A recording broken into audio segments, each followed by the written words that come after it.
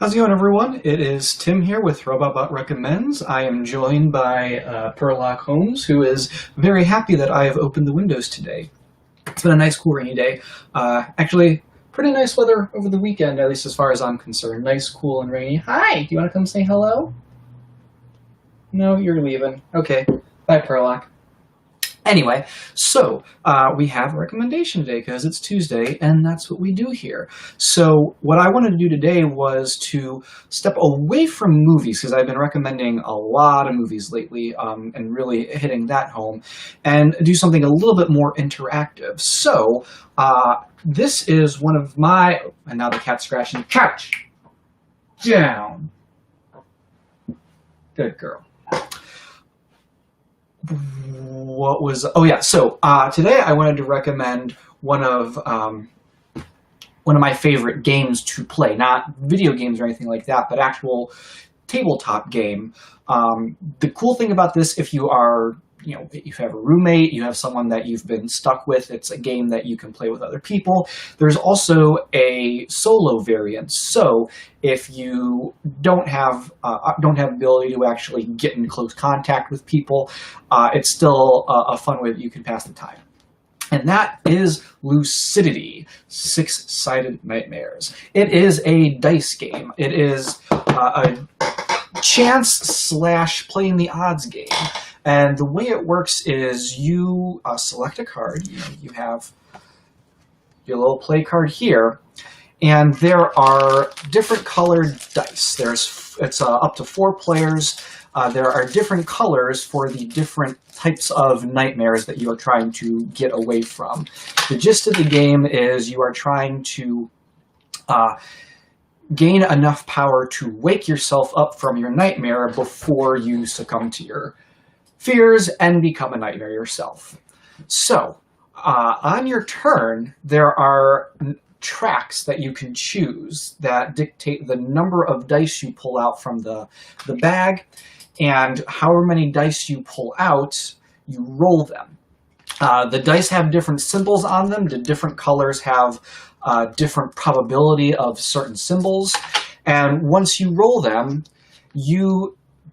based on what you roll, you place them on the different areas of your card. So the goal is the power section. You want to get all of that filled up so that you can wake up, and then you win. Huzzah! But depending on what colors you pick and what you roll, you could end up giving power to the nightmares. You could end up contributing to the hunt. You could end up exhausting yourself. I don't want to get too crazy into the details of the rules, partially because this is a game that I think is actually easier to learn if you're actually watching someone play. So if it's your first go, obviously that's a little bit more tougher, but there are some really good videos on YouTube that you can look up that essentially do a mock run and walk you through it. It's a game that when you are, if you're just reading the instructions or listening to me kind of half-assed try to explain it on the spot, it sounds like it could be complicated, but it's actually a very simple game, and it's a very fun game. Like I said, there's a solo variant as well, so there ends up being a bunch of different ways you can play it. There are different types of nightmares, and there are variants of the nightmares in the game as well, because the different nightmares, if you become them, you get different powers. Because even if you become the nightmare, if you're playing with more than one person, that's not the end of the game. If you become a nightmare, now the way your turn works just changes a little bit, and you can still try to steal power from other people and win that way. So it's fun.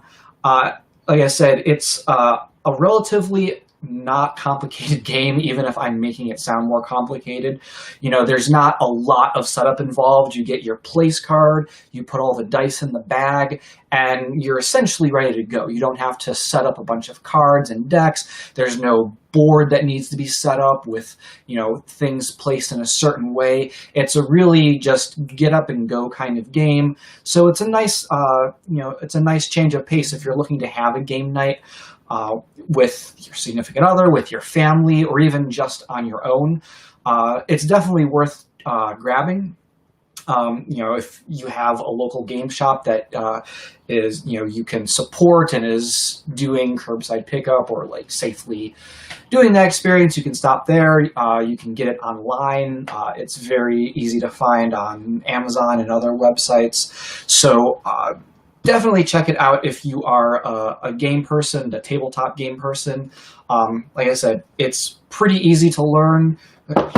And you can play by yourself if need be, which is a good thing because my fiance doesn't really care for it, so I end up doing the solo variant when I really want to play myself anyway.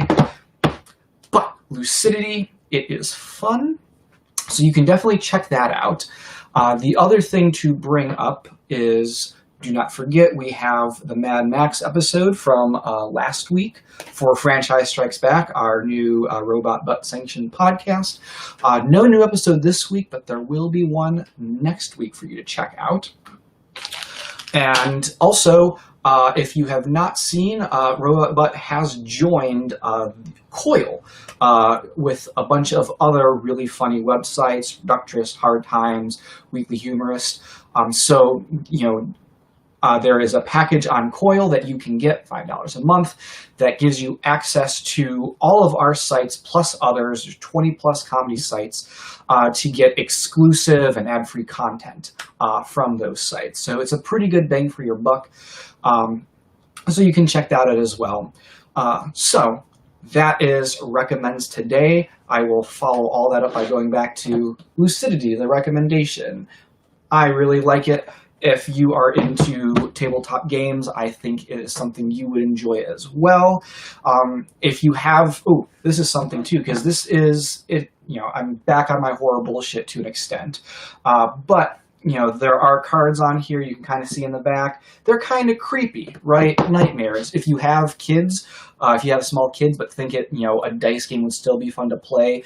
There are deluxe versions available, and I know, and I learned this from my friend because he kickstarts every game ever, so he got a deluxe version.